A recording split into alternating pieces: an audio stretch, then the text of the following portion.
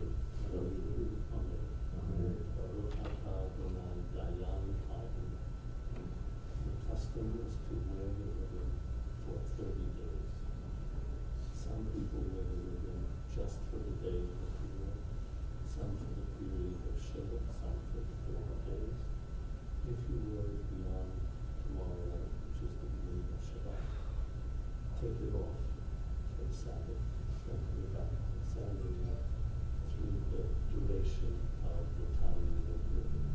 And what you choose to do individually, you could. It's a custom, it's not a law. So that you decide on your own to do it.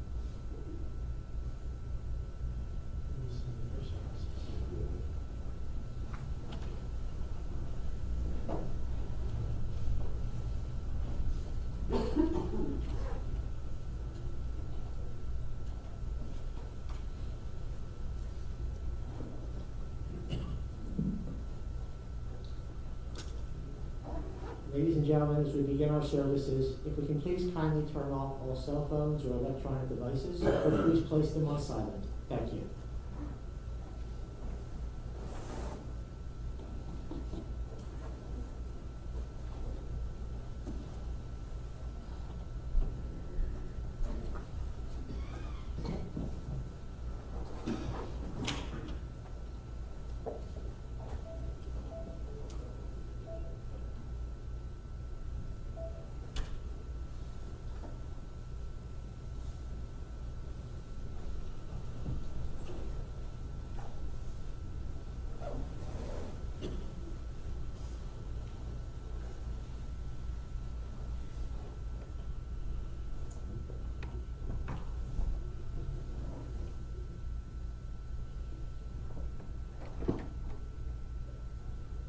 Esa enai el eharim, me'ayin yavo Esri, Esri me'im Adonai, oseh shamayim va'aretz. I will lift up mine eyes unto the mountains, from whence shall my help come? My help cometh from the Lord, who made heaven and earth. God will not suffer thy foot to be moved. Heaven that keepeth thee will not slumber. Behold, heaven that keepeth Israel doth neither slumber nor sleep. The Lord is thy keeper. The Lord is thy shade upon thy right hand. The sun shall not smite thee by day, nor the moon by night. The Lord shall keep thee from all evil, and keep thy soul. The Lord shall guard thy going out and thy coming in from this time forth and forever. You may recognize those words as coming from the book of Psalms. That was the 121st Psalm. But perhaps the most recognizable and certainly the most beloved of all the Psalms is the 23rd Psalm. Because we have been reciting the 23rd Psalm at times such as this for nearly 2,500 years. And each time we offer these words, it is with the hope that they will bring us some measure of comfort and consolation in the face of our loss. So George, for you, Matthew, for you and Erica, Michael, for you and Amy, for Brian and Terry, and Darren and Aida,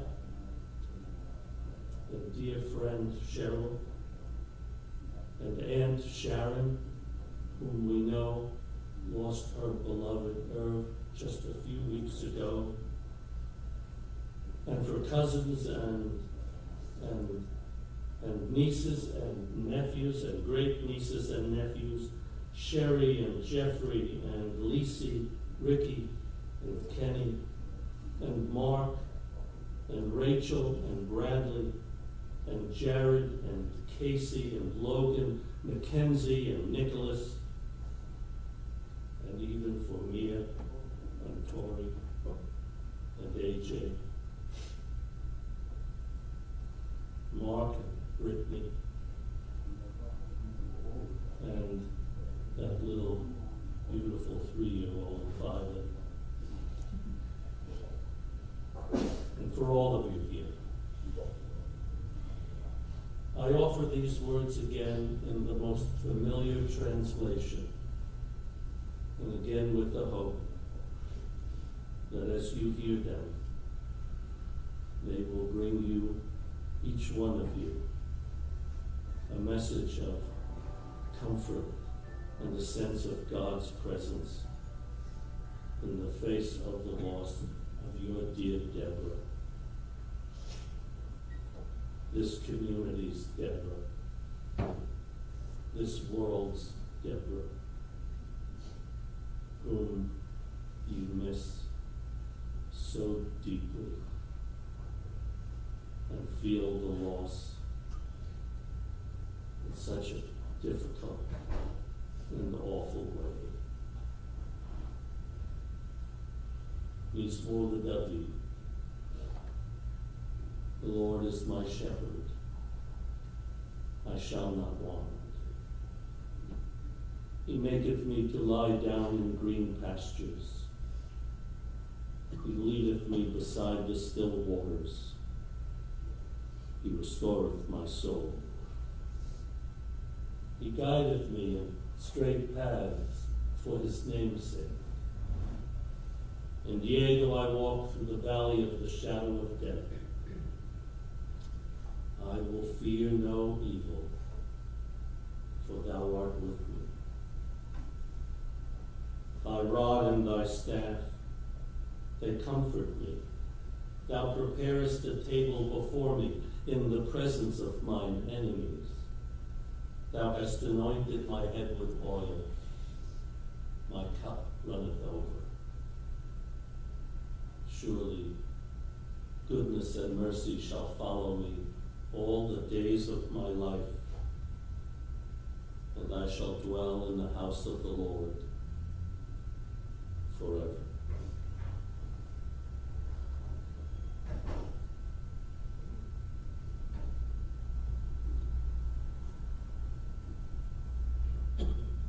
Every one of you is well aware of the difficult physical challenges that Debra faced.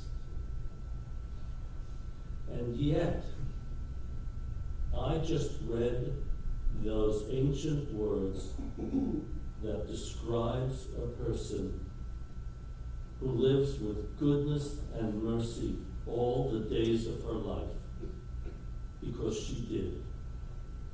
And why? Because of you. I wish I could say that her cup runneth over in years, in months and days,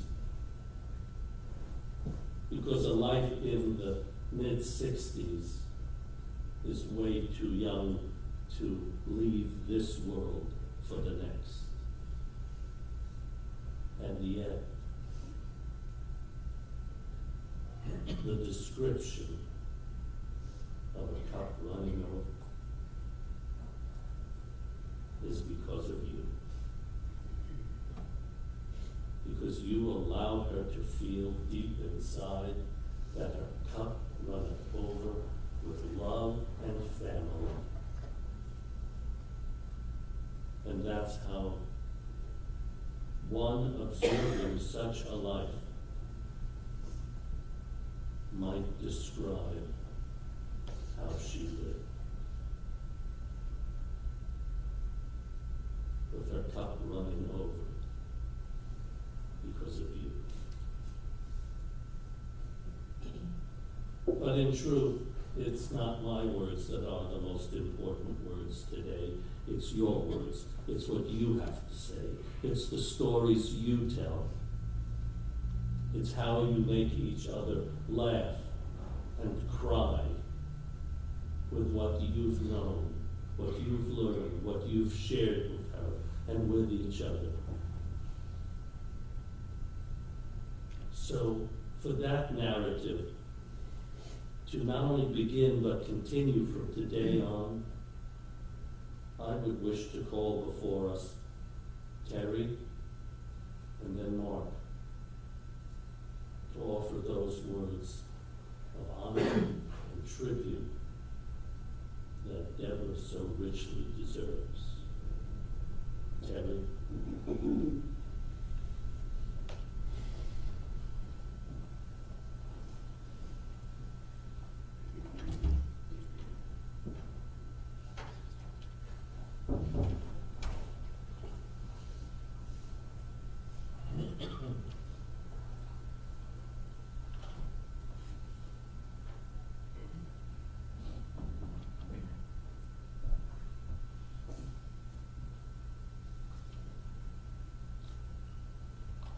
Good morning. My name is Terry Campbell, and I've had the privilege of being Debbie's sister-in-law for 41 years. On behalf of the family, I'd like to thank everyone for coming today to help us remember Debbie and celebrate her life. And I'm looking out here and seeing these faces, and this is just a testimony to who she was and how many lives she touched. Not telling anyone anything new, that she was a Philly girl. She was born in Philadelphia and raised till her family moved to Cherry Hill. Graduated from George Washington High School and then on to Penn State. And that's where she met the love of her life, her college sweetheart, George. And George, if I could just interject, you set example for all of us on loving a person. You cared for her. Your devotion to her was beyond words. I don't have words. She was blessed to have you at her side. When Debbie joined the family, my mother-in-law finally got the daughter she always wanted.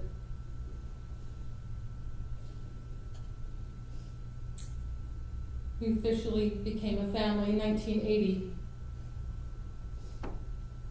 Michael and Amy, George and Debbie, and Brian and I, we all got married. We apologized to our parents within 7 months of each other. But it was a real special time that between the 6 of us, we were at each other's weddings, helping each other with things. It was just a special time for us. Debbie went from having no sisters to eventually having 3 sisters. And at that time, I was the newbie. Debbie was already established with the family, and I was the newbie, but she never made me feel like I was the new kid.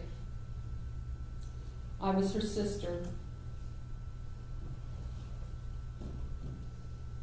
Or she puts it, Sissy. And I adopted that name for my little sister as well. When we think about Debbie, one word is constant, and that's love. Her life was a legacy of love. You couldn't help but see it and feel it, and especially with Matthew. He was the light and the joy of her heart, from a toddler to a teen to the wonderful young man he is today. Debbie was one of the most affectionate and doting moms I've ever known. And it's beautiful to see her tenderheartedness in you, Matt. Love was just a prevailing essence in Debbie's life. She loved her friends. She loved her family. She loved her friends' kids. She loved on her nieces and nephews like no other. They were all her favorite, and she referred to them that way. She would ask them, how's my favorite niece? How's my favorite nephew? How's my favorite sister? She just took everybody in as her favorite. And Debbie was always on your side. She not only believed in you, but she believed you when you were done wrong. And she just wanted it to be right. She just would automatically believe you, no questions asked. But if you knew Debbie, she wanted every detail. She loved details. She always had a million questions, but it was never about her, it was about you. She wanted to know about you. And Debbie was also passionate. She was a devoted fan of Penn State football. She'd watch the games. She had those blue and white pom-poms from her college days. I don't know how they still held together. But she would always be cheering on the Lions with the same enthusiasm, and I think sometimes more than those college kids in the stands. But her real team was her Phillies. Debbie was a maniac when it came to her Phillies. She shared that love of the game with Matt. Whether she was in the stadium or at her living room, she was fully immersed in the game. She was a true Philly girl. Debbie was a lot of things to a lot of people, but at the base of it all was her huge heart. And she filled it with the love for all of us. Rest in peace, Sissy.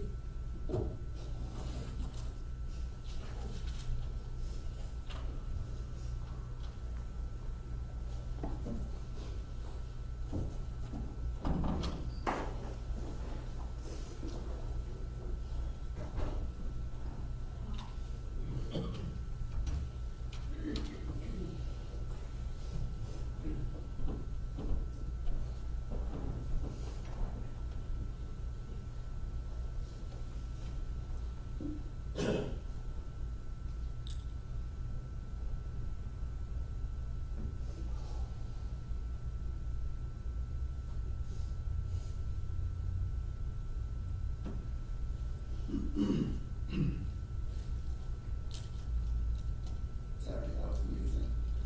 Thank you.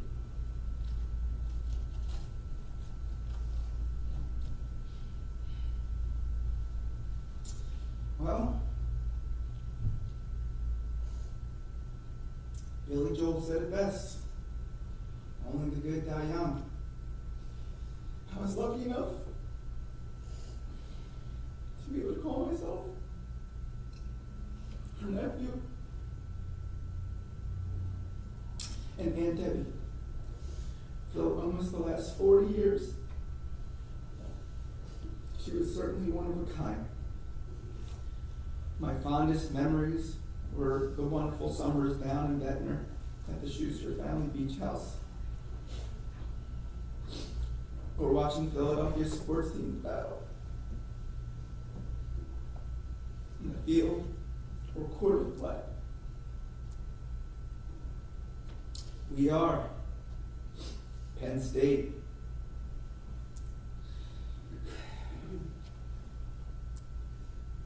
I'm a Baltimore kid.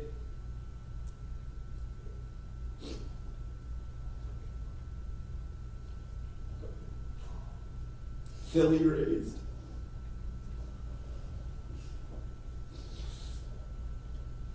Everything about our family says everything about Philadelphia. Hard, tough, love each other, loyalty. We would do anything for each other, and she exemplified that more than almost anyone I could ever meet. Definition of loyalty. Look it up in the dictionary.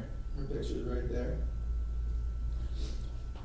There was never ever a question in which team Aunt Deb was cheering for. And she was always the loudest fan in the room, cheering on her beloved sports team. The irony is her favorite team was the Philadelphia Phillies, and I think she actually was the Philly fanatic. I remember talking with her on the phone, getting the play-by-play during the 2008 World Series run, about her favorites Ryan Howard, Cole Hamels, Jimmy Rollins, and her favorites Chase Utley and Shane Victorino. 10 years later, the Philly fanatic would celebrate her E-A-G-L-E-S Eagles as they won their long-awaited first Super Bowl as the Philly Special was born, a.k.a. Philly Philly. 4th and goal, trick play, heard around the world. Nick Foles, Corey Clement, and Trey Burton to help beat Tom Brady and the Patriots. Aunt Debbie always had an open door policy. Many of you didn't know, I moved here directly after college to start my career.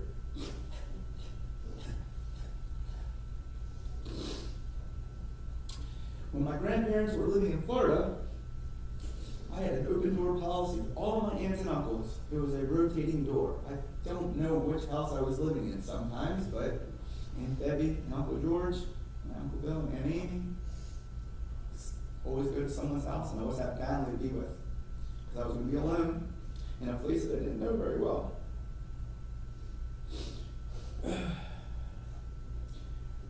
I know she loved me as her nephew, but her love for my kids, her great nephew and nieces, AJ, Mia, and Tori, was like no other. AJ's only 9, so it didn't last that long. But after everyone was born, she grew more and more in love with the next. Thanks to FaceTime and other, she developed this amazing relationship with my son.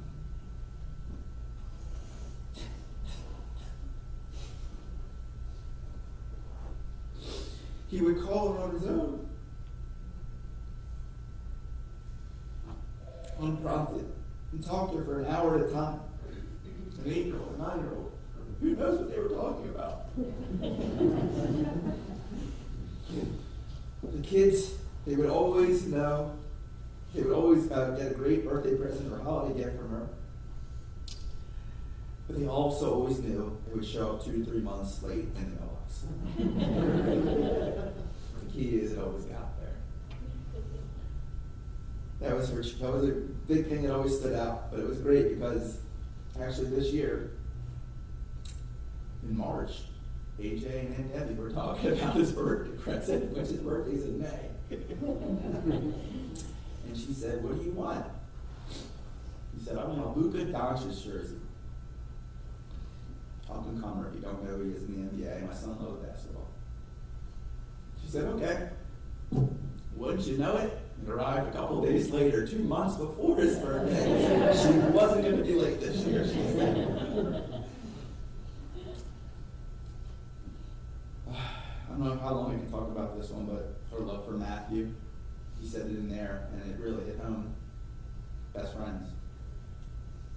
Mom was an amazing person. She loved me more than anything in the entire world. My cuz, called my friend, my cuz.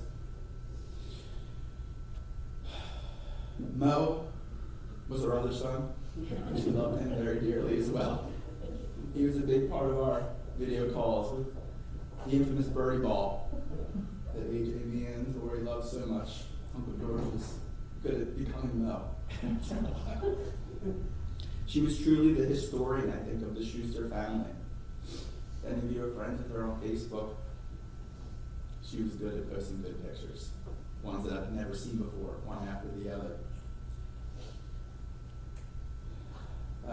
Especially the ones of Poppy Abby and Mom Janice.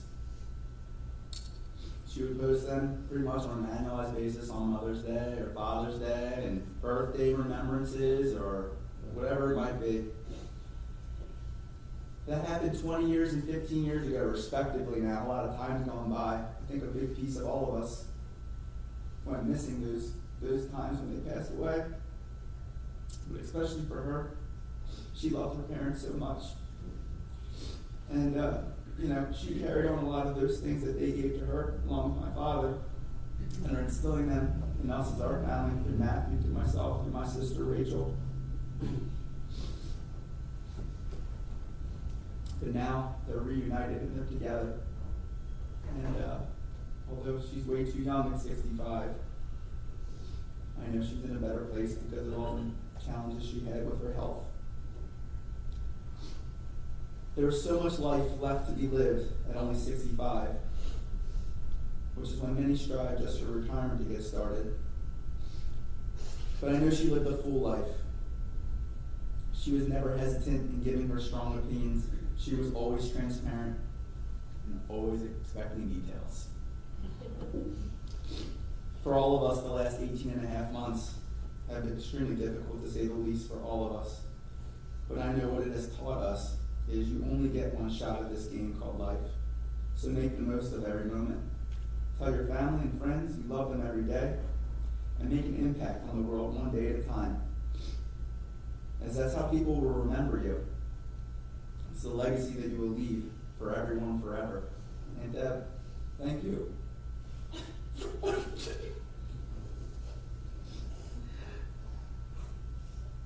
Letting me be your nephew. I love you. Rest in peace.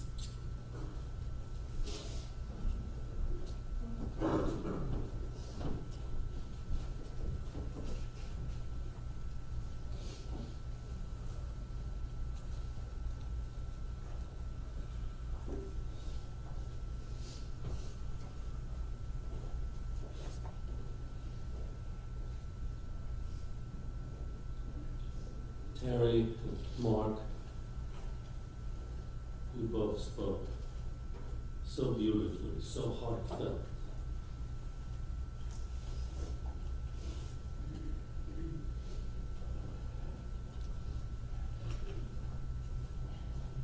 There's little left for the rabbi to say, but I wish to say this.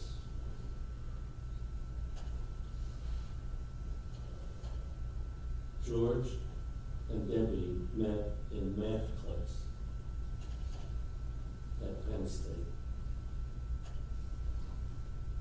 And their love affair began right away. And married for 41 years, you showed the world what a real love affair can be.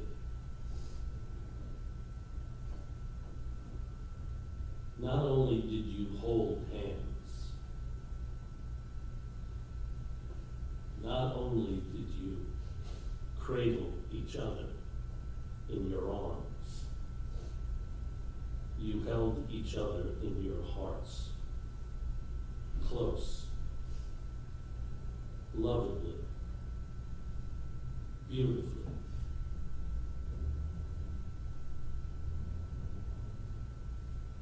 Terry just told us, quote, she was fully immersed in the game.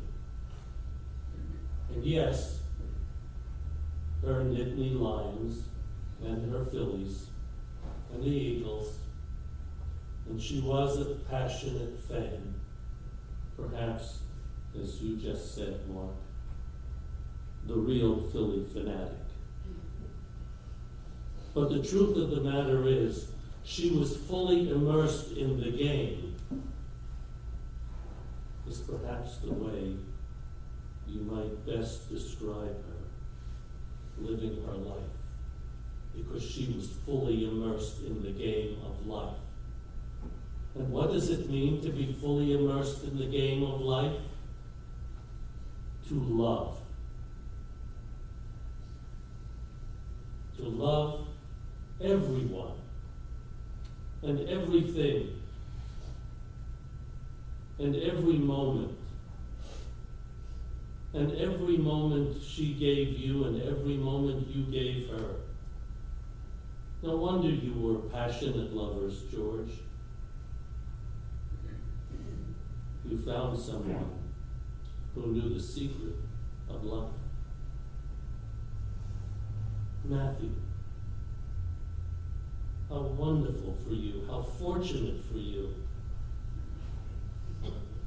that you have a mother who loved you so unquestionably, so deeply, so devoted. Michael, to have a sister like this, for all of you brothers and sisters, to have a sister like this, to have an aunt like this, a great aunt like this, a friend like this, because she was fully immersed in the game of life. There's a phrase that I'm sure you've all heard, the devil is in the details, right? And you both mentioned that she was a detailed person. But that phrase needs to be turned in Debbie's description. It wasn't the devil in the details, it was the delight in the details. The delight in hearing everything. Because she wanted to know everything. Because knowing everything from you allowed her to continue to use those details as the key to unlock ever greater streams of love for you.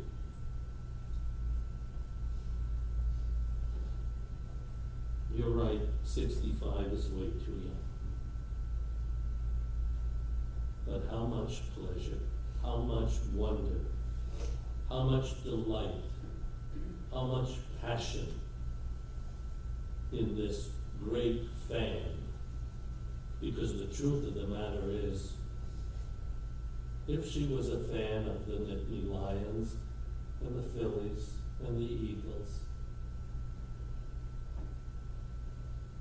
in truth, you had no greater fan than Debbie. The sports teams, of course she loved it. But she was your greatest fan. Every one of you. She was your most passionate, greatest fan, and you were fortunate and blessed to have her in your life. Some of you, perhaps all of you, may have seen the Broadway show, Les Mis. And if you haven't seen it, you're probably aware that there was such a show. And every now and then you can catch it on PBS or some other broadcast. I've seen the show often because I wait for the very last line. If you've seen the show, you may recall the very last line of the libretto before the chorus sings everyone off the stage. The very last line is, to love another person is to see the face of God. To love another person is to see the face of God. That was Debra Shuster. She allowed you to see the face of the divine through her love. And that's why you loved her so. After all the games on the field are over, the game of life is what's all important. And she played it well. Mark, as you said, in her memory, love another person. Hug another person. Grab the hand of another person. Cradle another person in your love. And you'll bring her back to life. Oh, that we could bring her back to life in reality. We can't. But we can bring her back to life by channeling her love through who we are, what we are, and what we do for the world. In that way, love never dies. May her soul rest in peace, her memory assured, and her love warming you, hugging you, cradling you for the rest of your lives, and perhaps for the lives that you teach beyond your own.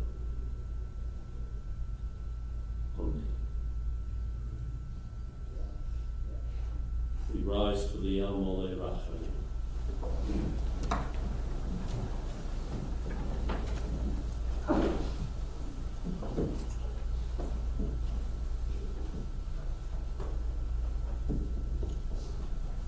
El Mole Rachamim shochein bamromim, aמצי מנוחה נכונה תחת כנפי השכינה.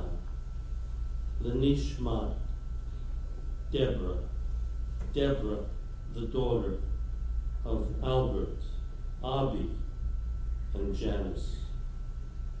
Shahalcha l'olama, Ba'al harachamim, yitzurur bitzurur hachayim, et nishmata. Adonai hu nachalata, v'tanuach b'shalom al mishkava, v'nomar Amen. God, full of compassion, thou who dwellest on high, grant perfect rest unto the soul of Debra Shuster, for she has departed from this world. Lord of mercy, bring her into thy presence, and let her soul be bound up in the bond of eternal life.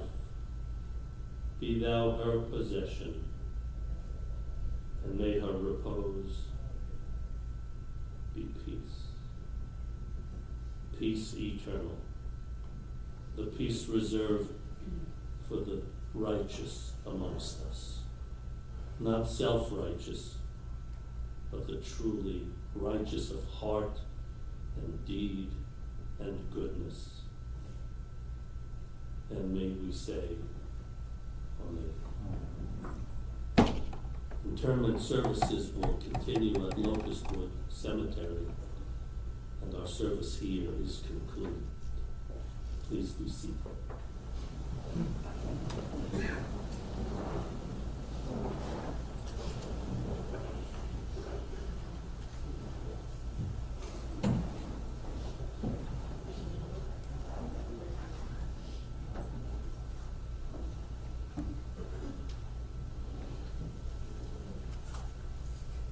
Will the pallbearers please step to the center aisle?